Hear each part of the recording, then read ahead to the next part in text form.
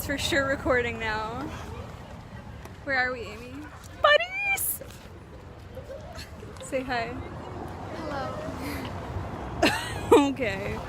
Well, we're in Paris. I'm struggling. It's fine. Let's go.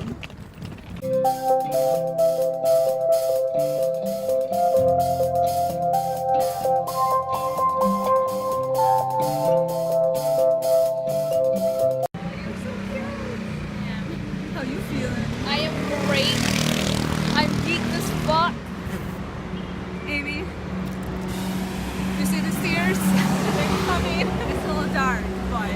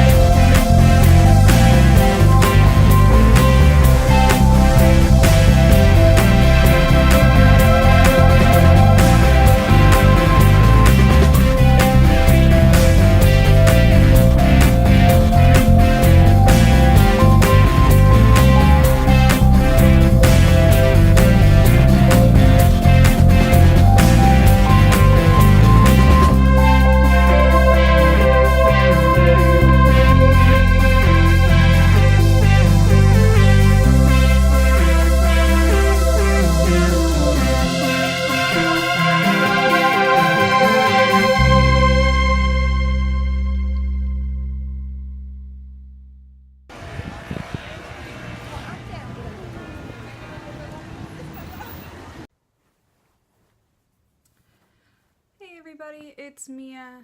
I know I said I was going to Italy and Spain. That's not happening.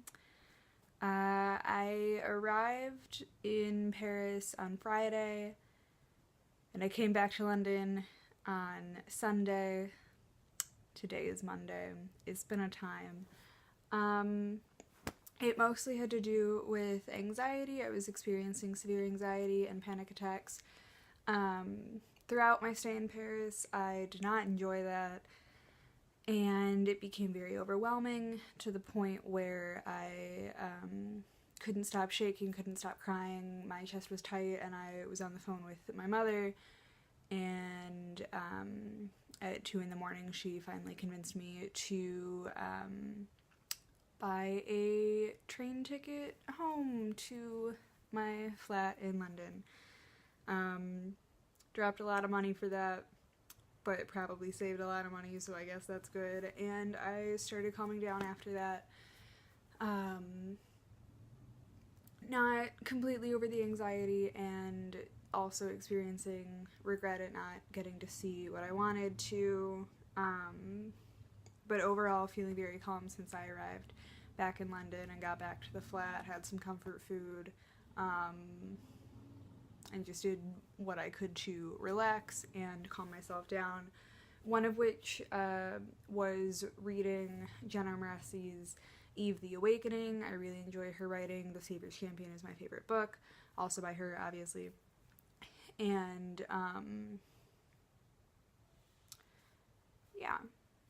Listen to some music that calms me down. Picked up a package that has some anxiety stuff for me. And, yeah, here we are. So I wanted to address why I'm not showing you the Vatican in this video, and traveling with anxiety. Hopefully this hasn't happened to you, and if it has, I obviously feel you. I also experienced anxiety in Amsterdam, not as severely, and I almost came home, but was able to get through it. So my advice to you is to try to bring things with you that you know calm you. I had the book, but I wasn't able to read it as comfortably as I was sitting in a train station for 6 hours. And my package hadn't yet arrived. It arrived while I was gone. I was able to do some light meditation, but you can't meditate for a whole 3 days straight when you're trying to do things, so that didn't help a whole lot. Also be aware of who you're traveling with. It doesn't necessarily mean, like, because, like, everyone's gonna cause you anxiety at some point in your relationship with them. But if you know, like, certain people or certain events or certain conversations, certain foods are going to cause you anxiety in some way, do your best to avoid those, or have other things in place to help you deal with that. Plan everything in advance if you can, as far in advance as you can.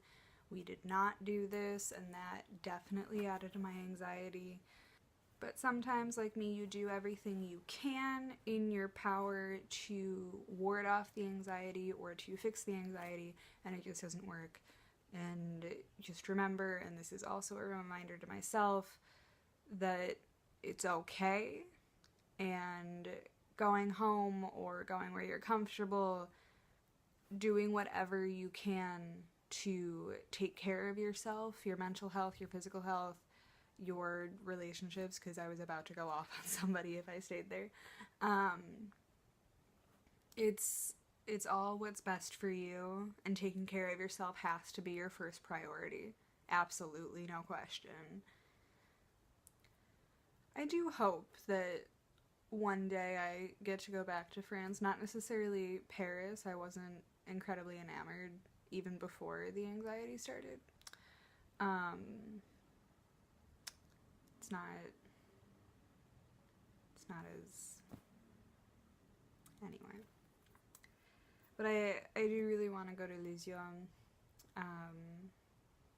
It's very important to me, and unfortunately I had to make the decision not to go, partly because of my mental health and traveling alone, and because no one would go with me in the first place. And in the long run, it was a lot easier to travel to one train station where everything is in French,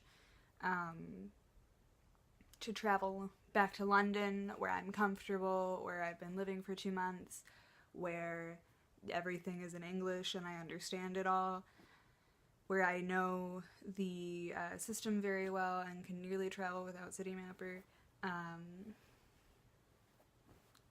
compared to going to a train station where everything's in French, to another train station where everything's in French, to a museum where everything is in French, back to the train station where everything is in French, to the train station where everything is in French, to the hostel where everything is in French, to the train station where everything is in French, to Italy, where I can understand things, because I speak some Italian, but, like, not everything, but, like, more than I can in French, because, like, I was doing my best to translate the French to Italian to English, but you can't do that with every word.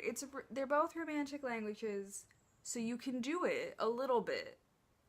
It's fine. Like, I can get it. But at some point, the words stop being similar, the pronunciation is just like how it is. And I started speaking Italian to French people, and they don't...